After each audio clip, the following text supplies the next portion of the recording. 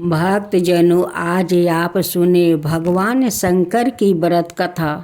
एक शिव भक्त भगवान शंकर को खुश करने के लिए भगवान शिव के मंदिर पहुंचा। भगवान को खुश करने के लिए वो एक लोटा में दूध भर कर शिव जी का अभिषेक करने के ले लिया। साथ में फूल माला, धतूरा का फल, बेल की पत्तियाँ जो शिव जी को अति प्रिय है वो सब भी ले लिया।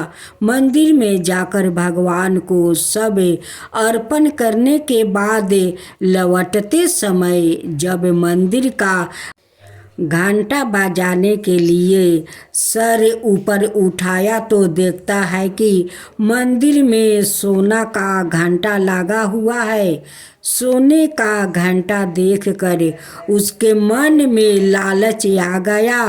वो सोचने लगा कि यह सोना का घंटा अगर मुझे मिल जाता तो मैं कितना धनवान बन जाऊंगा, मेरे पास बहुत पैसे आ जाएगा। यह सोचकर उसने सोने की घंटा चुराने की योजना बनाई। अभी तो दिन का समय था, चोरी करने के लिए उपयोगित समय नहीं था। इसलिए वो रात के अंधेरे में मंदिर का घंटा चुराने के नियत से आया। मंदिर की लाइट जल रही थी, दरवाजे में ताला नहीं मारा गया था। ऐसा लग रहा था जैसे कोई उसके आने की बाट देख रहा है। उस भक्त ने जो चोरी की नियत से मंदिर में प्रवेश किया था, अंदर आकर मंदिर का दरवाजा बंद कर लिया। सामने भगवान शिव की मुस्कुराती हुई प्रतिमा थी। एक क्षण को भक्त रूपी चोर की नजरों भगवान से मिली और दूसरे ही क्षण उस भक्त रूपी चोर ने निगाह फेर लिया। आखिर अब वो चोर बन चुका था। उसके निगाहों की लाज और सील समाप्त हो चुकी थी। मंदिर का घंटा ऊंचाई पर था। उस घंटे को ऊपर से उतारने के लिए उस चोर को कोई ऊंची चीज चाहिए जिस पर वो चढ़कर घंटा को उतार सके। उसने मंदिर के अंदर इधर उधर नजरों दौड़ाई कि कोई ऊंची चीज मिल जाए जिस पर वो चढ़कर इस घंटे को उतार सके, लेकिन कोई ऊंची चीज नजर नहीं आई। चोर परेशान था। सामने भगवान बैठे बंद बंद मुस्कुरा रहे थे। भगवान से अपने भक्तों की मनोदशा कहाँ छुपी रहती है, युक्ति भी तो भगवान ही समझते हैं ना। उसे भक्त रूपी चोर के मन में भी तुरंत एक उपाय आ ही गया। जिस शिव प्रतिमा की वो रोज पूजा करता था, जो शिव प्रतिमा उसके लिए साक्षात भगवान थे, जिनके चरणों में उसका सारा संसार था, वो भगवान की मूर्ति आज उसके चोरी में काम आने वाली थी।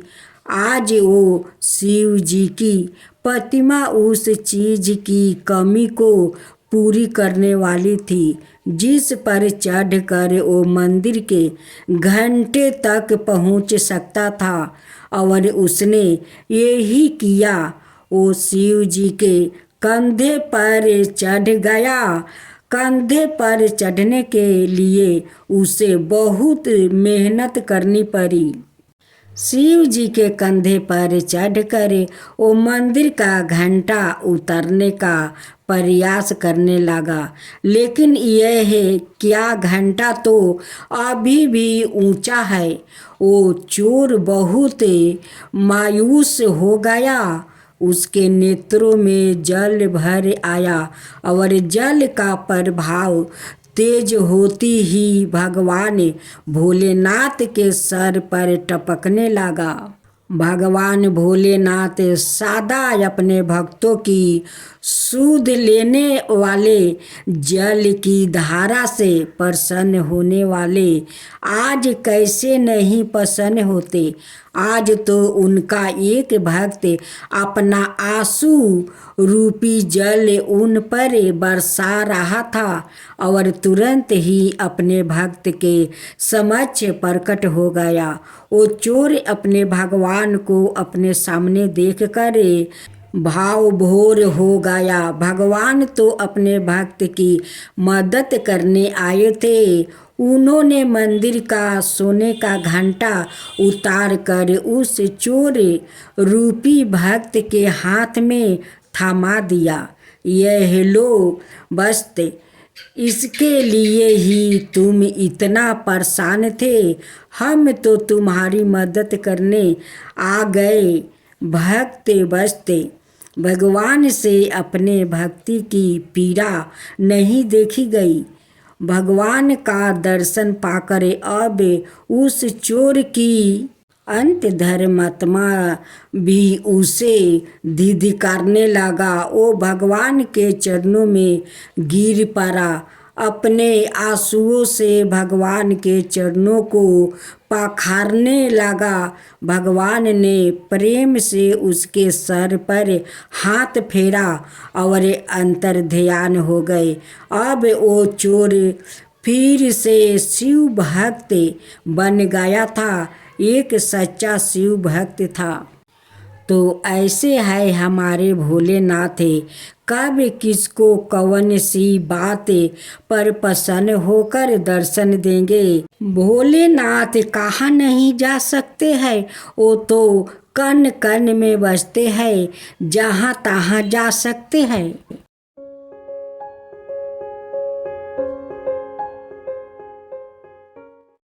भोलेनाथ की जय हो, भोलेनाथ की जय हो, माता पार्वती की जय हो, माता पार्वती की जय हो। एक साहूकार था जो भगवान शिव का अनाय भक्त था। उसके पास धन धन आए, किसी भी चीज की कमी नहीं थी, लेकिन उसकी कोई संतान नहीं थी। और वो इसी कामना को लेकर रोज शिव जी के मंदिर जाकर दीपक जलाता था।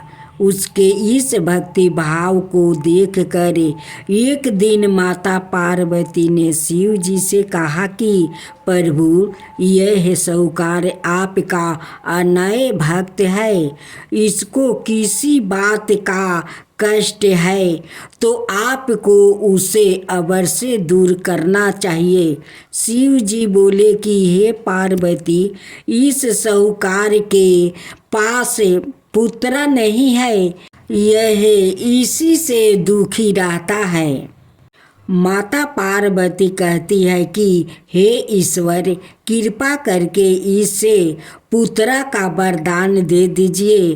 तब भोलेनाथ ने कहा कि हे पार्वती, साहूकार के भाग्य में पुत्र का योग नहीं है।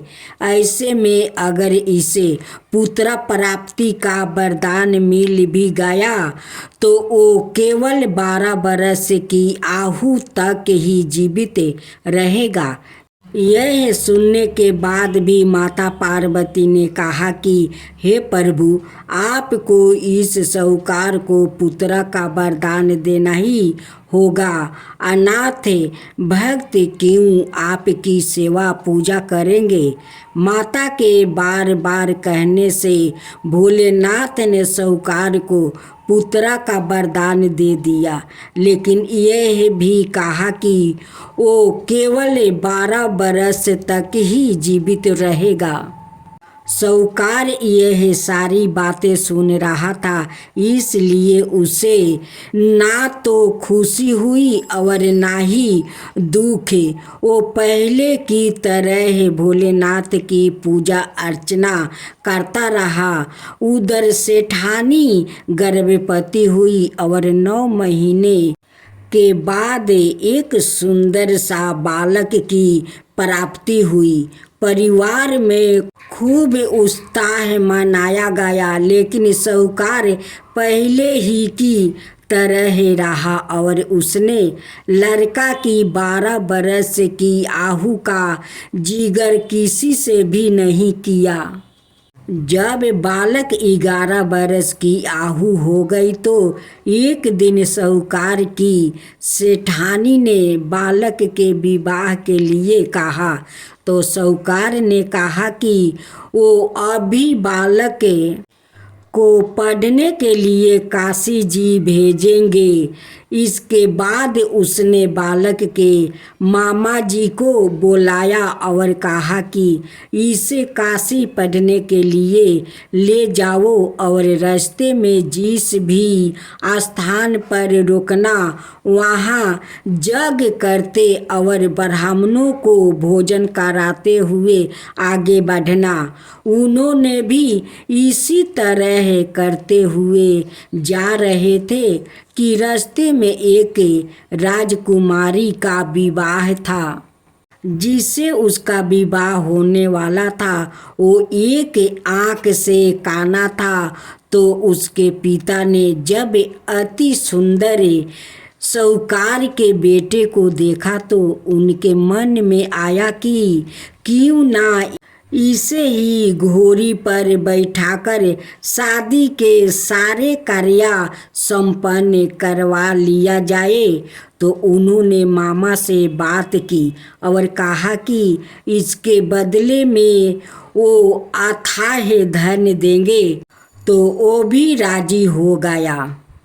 इसके बाद साहूकार का बेटा विवाह की वेदी पर बैठा और जब विवाह कार्य संपन्न हो गया तो जाने से पहले उसने राजकुमारी की चदरी के पल्लू पर लिखा कि तेरा विवाह तो मेरे साथ हुआ, लेकिन जिस राजकुमार के साथ भेजेंगे वो तो एक आँख का काना है। इसके बाद वो अपने मामा के साथ काशी के लिए चल गया। उधर जब राजकुमारी ने अपनी चुनरी पर यह लिखा हुआ पाया तो उसने राजकुमार के साथ जाने से मना कर दिया। तो राजा ने भी अपनी पुत्री को बारात के साथ विदा नहीं किया। बारात वापस लौट गई। उधर मामा और भांजे काशी पहुंच गए थे। एक दिन जब मामा ने जग रचा रखा था और भांजा बहुत देर तक बाहर नहीं आए तो मामा ने अंदर जाकर देखा तो भांजे का प्राण निकल चुके थे। वो बहुत परेशान हुए, लेकिन सोचा कि अभी रोना पीटना मचाया तो ब्राह्मण चल जाएंगे और यज्ञ का कार्य अधूरा रह जाएगा। जब यज्ञ संपन्न हुआ तो मामा ने रोना पीटना शुरू किया। उसी समय शिव पार्वती उधर से जा रहे थे तो माता पार्वती ने शिव जी से पूछा, हे प्रभु, यह कौन रो रहा है?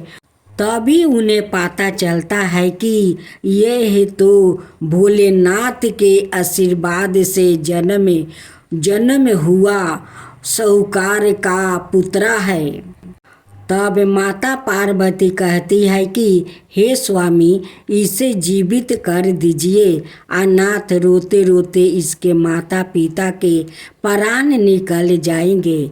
तब भोलेनाथ ने कहा कि हे पार्वती, इसकी आहु इतनी ही थी, सो वो भोग चुका है।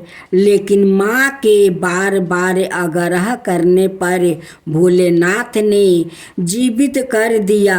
लड़का ओम नमः शिवाय करते हुए उठा और मामा भांजे दोनों के ईश्वर को धन्यवाद दिया और अपनी नगरी की ओर लौटा। रास्ते में वही नगर पारा और राजकुमारी ने उन्हें पहचान लिया। तब राजा ने राजकुमारी को साहूकार के बेटे के साथ बहुत सारे धन धनाए के साथ विदा किया। उधर साहूकार और उसकी पत्नी छत पर बैठे थे। उन्होंने यह प्रण कर रखा था कि यदि उनका पुत्र सकुशल ना लौटा तो वो छत से कूद कर अपना प्राण त्याग देंगे। तभी लड़के के मामा ने आकर साहूकार के बेटे और बहू के आने का समाचार सुनाया, लेकिन वो नहीं माने तो मामा ने शपथ पूर्वक कहा। तब तो दोनों को विश्वास हो गया और दोनों ने अपने बेटे बहू का स्वागत किया। उसी रात साहूकार को सपने में शिव जी ने दर्शन दिया और कहा कि तुम्हारे पूजन से मैं प्रसन्न हुआ। इसी प्रकार जो भी व्याकृत इस कथा को पढ़ेगा या सुनेगा उसके समस्त दुखों दूर हो जाएगा और मन बचित सभी कामनाओं की पूर्ति होगी। जय शिवा ओमकारा, प्रभु हरे शिवा ओमकारा। ब्रह्मा विष्णु सदा शिव अर्धंगिनी धारा। ओम जय शिवा ओमकारा। एकानन चतुरानन पंचानन राजे। शिव पंचानन राजे। हंसासन गरुड़ासन विषवाहन साजे। ओम जय शिवा ओमकारा। दो भुज चार चतुर भुज दस भुज अति सोहे। तीनों रूप निरखता त्रिभुवन जन मोहे। ओम जय शिवा ओमकारा। अक्षर माला बने माला मंगली माला तारी। चंदन मृग मद सोहे बोले सुभिकारी। ओम जय शिवा ओमकारा। श्वेतांबर पीतांबर बागंबर अंगे। सनकादिक बरे मादिकी भूतादिकी संगे। ओम जय शिवा ओमकारा। करके मध्यम कमंडल चक्र त्रिशूल धरता। जग करता जग भरता जग पालन करता।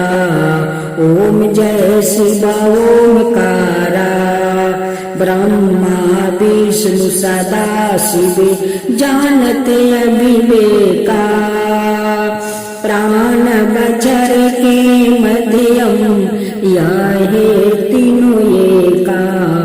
ओम जय शिवा ओमकारा। तिरगुण शिवजी के आरती जो कोई नर गावे। शिवा जो कोई नर गावे। कहत शिवानंद स्वामी मन भजत शिवानंद स्वामी। मन वांछित फल पावे। ओम जय शिवा ओमकारा। जय शिवा ओमकारा।